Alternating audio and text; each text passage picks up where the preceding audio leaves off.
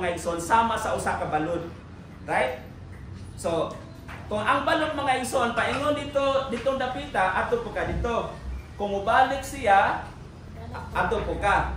Kung asa gani ang daghang panon, ato po ka. Ato po ako sa katawo. So mag-anon-anon lamang siya, ingon anaon, no? Pagkakapoy po ba? Mag-agad na ta kanunay, no? Mag-agad ta sa tuang mga pagbati, usahay kung malimpayon ta, simba ta. Usahay kung wa may problema, no? Malimot tas Ginoo. No? Nato sa kaawit nga, kung kailan ako nasasaktan, kapag higit kitang kailangan. Oh, sa to pa kung diha sa panahon nga masakitan ka, di mo mailhan ang Dios. Pero kung malipayon gani ka, di mo mailhan ang Ginoo. Kay nga naman, nindot man kayo imong kinabuhi.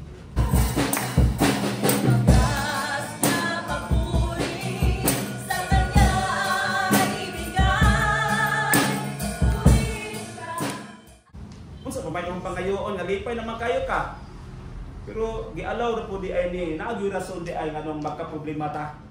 Kaya nga naman para nga budot-dot yung dades Ginoo. Amen? No?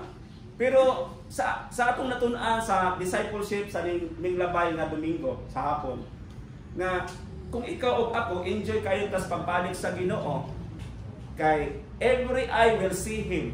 Busugat man sa atong manulubos na si Ginoong Jesus. At the trumpet sound, no, of archangel. So, makadungog mata mga igsoon sa tingog sa Dios, pinagi sa trumpeta. Then kung kita buhi pa itong higayuna, unsa man, musugat ta sa Dios. Uban sa mga anghel, muna ito po kayo paglaong mga igsoon nga, dili kita dapat mo undang sa pagsimba sa Dios. Amen? Muna, ma-enjoy na itong mga igsoon ang pribiliyo nga gihatag sa Ginoo sa mga taong mga igsoon nga loyal sa Dios. Everybody say, loyal ko sa Diyos. Bahal di ko loyal niya, basta ka loyal ko sa Diyos. Amen? Hallelujah! Mao ni mga igsoon, nga kitang tanan mga igsoon, naadutay dapat nga pundasyon. Ato ang niilata sa Ginoo, dili tungod kay niilata tungod niya. Apan niilata sa Dios tungod kay gisugo kita sa Ginoo. Ang Ginoo gyud may nagsulti nimo nga imuhang ihatag ang imong pinaka the best diha sa Dios kay walay lain na nag-iya kanimo. No? Walay lain na nag-iya kanimo, walay lain na nag-iya kanako una sa tanan. Nabuhi ta ni kalibutan na tungod sa rason sa Dios.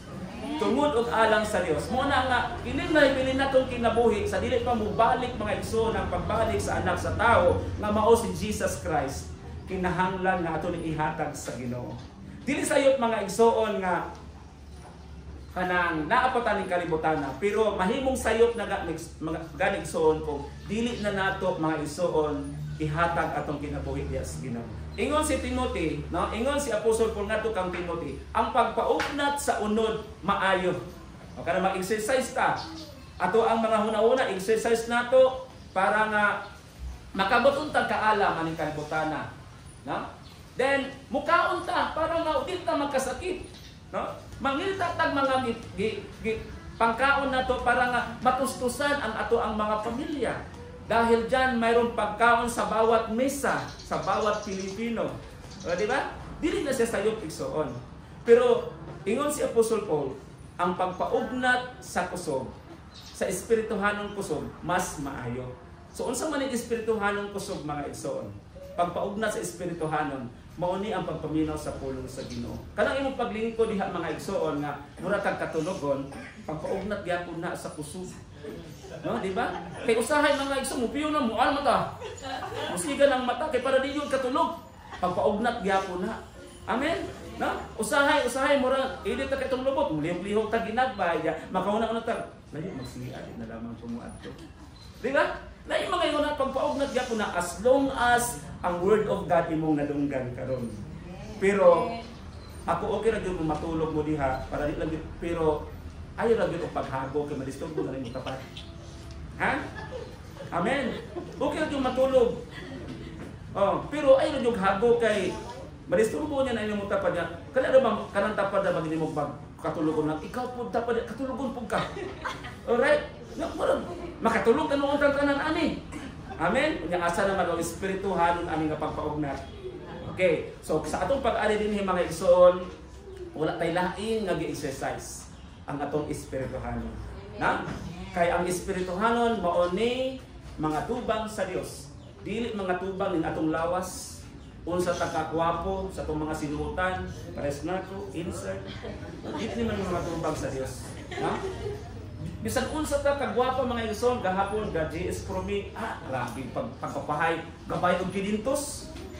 Ikaw sir, dili ka magpagwapo. Dili na ko kay gwapo na ko daan. Sayang ang kinintos. Ipalit pa na ako to kanang 5 ka kilong bugas. Di ba? Sayang no? Wala ra jud ko.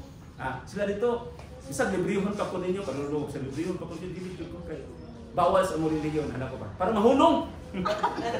Bawal sa mo reliyon, anak ko. So, pag-abot dito, picturanay na ang ilahang mga picture dito, tsada kayo. Pero ako, so mura po ko ka-make up mga igsoon kay ang akong kamera na may pagitoki. Di akan sa kasi kung 500. Di ba? Tanawa na ako mga post. Tsada pa sa ilahang. Pero mga igsoon, ang atong importante din mga igsoon, kini pagpaugnat sa kusog sa espiritu. Kaya nga naman, kini atong lawas mga igsoon, madugta ra ni 6 feet below the ground. Makorrupted ra ni mga igsoon. Pero ang kalag mga igsoon nga ni kaning atong lawas is the window mani kaning window mani bintana sa atong kalag mga igsoon kining atong lawas. Mura ba kana bang puspuro ba? Nga ang ikaw mo'y palito dito sulod, yang puspuro murag imong frame lang. No? So, mugawas ni ato ang kalag sa ato ang lawas mga igsoon, kining atong lawas mamatay, mabaho, dahil ilubong mga igsoon dito sa sementeryo, pero kanang imong kalag, kung di mo pa kanon sa pulong sa Ginoo, dili ko na, may sama gini sa mga pinili katawhan sa Dios, masayang ang gitawag nga pinili, pero dili sila makapahulay, ang ilang kalag dili makapahulay. No? Wala gibutan dito, ang ilang lawas dili makapahulay. No? Ang ilang kalag dili makapahulay. Mao na mga igsoon ang sikreto mga igsoon nga malipayon. Ang usa ka sikreto nga malipayon nga relasyon, ang usa ka sikreto mga igsoon nga malipayon nga kinabuhi na aragyon sa mga kamot sa Dios. Amen. Palakpakan nato si Lord. Dili ka na si Lord nga mag-antos ang tao munang naay Dios nga mugiya. It is your decision, no? Desisyon ni nato mga igsoon nga ang atong kalag pakanon gyud sa pulong sa Ginoo kay mao ni mga tubang sa umaabot nga panahon. Right? Sa umaabot nga panahon, mga tubang ta ni Kristo nga mao atong judge. Si Jesus mao atong huwis mga igsoon. Siya atong judge mga igsoon. Aron nga ang atong doubt diha sa Ginoo mawala na. O unya mupuli ang genuine nga relationship nga gitagana sa Dios kanimo kanako sa panahon nga nagsugod ta og connect diha sa atong buhi nga Dios. Hallelujah. Na? Ingon diri nga, compares doubt to being like a wave tossed by the wind, and says to those who doubt should not expect anything from the Lord. No? Sikin sa katong nagduha-duha, ayaw ug dili kita maka-expectar gikan sa Dios nga panalanginan ta. Walay panalangin sa mga taong nagduha-duha. Amen. Walay panalangin nga moabot sa usa ka pamilya nga dili malinawaton sa Dios nga dunay disobedience sa ilang mga panghunahuna, dili ta makadawat sa insaktong kapahulayan nga gihatag ni Jesus Christ kanato. Unsa gingon niya sa Mateo chapter 11 verse 28? Umari kamo kanako kamong tanan nga gikapuyan sa inyong gipas-an kay papahulayon ko kamo. Muna saad sa Dios mga igsoon, dili tao ang nasaad ana. Si Jesus ang nagsaad ana mga igsoon, because si Jesus ang atong dalan, kamatuuran ug ang kinabuhi. Si Jesus lang mga igsoon. Dili nang grupo na to nga namatan. Itong ako ang ginikanan nangawala na lamang ko sila. Pero pasalamat ko sa Ginoo, pinaagis grasya sa Dios nakadungog sila sa pulong sa Ginoo. Elementary pa ko mga igsoon hangtod na high school ko. Mauni kanunay na akong madunggan sa ilahang mga ngabil. Mingon sila sakit kayo sa kong dughan, mingon sila nga kay diha mi na tawo nga grupo diha mi magpakamatay. Di ba sakit kayo? No nga without the knowledge of God, baka makahatag sila insak, makasulti sila ni ana which is Dili maayo mga igsoon. Kay ngano man, natawo ta sa disbelief. Mamatay po ta sa disbelief. Mamatay ta, natawo ta ang atong mga ginikanan ni refuse sa pulong sa Ginoo. Din kita pod mamatay nga mo refuse sa pulong sa Ginoo. Muna gisulti sa Biblia, dili ta makadawat sa 100% nga kapahulagan. Although si Jesus nag-offer na si kinsa katong muduol kaniya, mudangop kaniya, makabaton mga igsoon sa kapahulayan. Ang palakpak ni imong kaugalingon mga igsoon.